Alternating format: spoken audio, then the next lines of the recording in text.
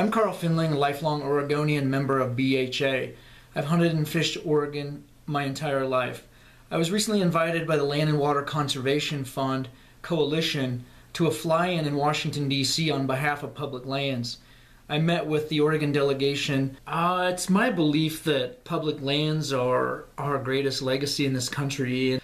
Public lands, however, do generate millions, in fact billions of dollars in the economy from the industries that support them, like my own at Oregon Packworks, to those that travel, that lodge, that recreate on public lands. And then it funds the industries that support the people that play in the public lands.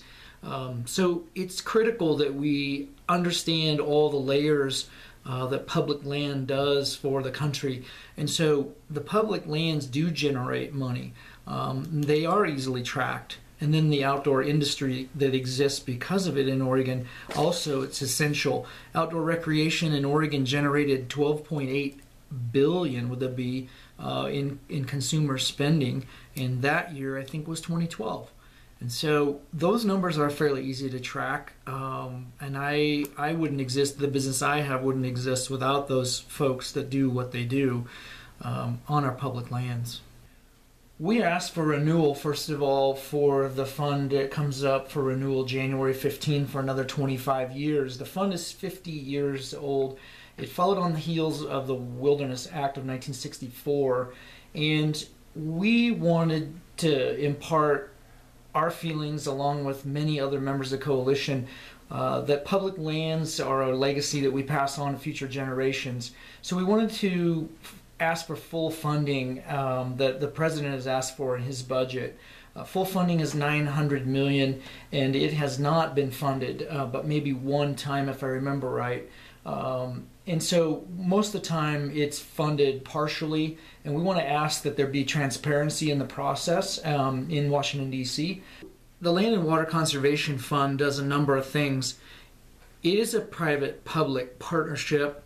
It does buy in-holdings in federal properties. It does support national parks, public parks as well, and it's supported these types of lands in 99% of the counties in this country. And I don't have a count on all those counties, but I imagine it's in the thousands. We are trying to impart that this is really a non-partisan issue.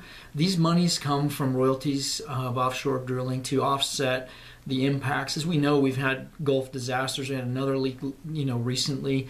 Those kind of things are meant to offset the issues that happen with offshore drilling. And those royalties are not taxpayer dollars. And so we are trying to impress that this is not a partisan issue. Some of the smallest of towns and parks exist in towns that wouldn't have one because of these funds, as well as things like Yellowstone exist because of these funds.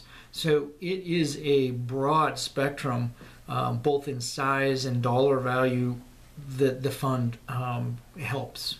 I would tell them that our public lands are our greatest legacy. Those public lands are there for every American, all 338 million plus. The chorus of conservation voices that call for full funding. I had no idea there were over 1,000 organizations that are a part of the coalition, that are member organizations. And that right there speaks very loudly for this and how nonpartisan this issue is.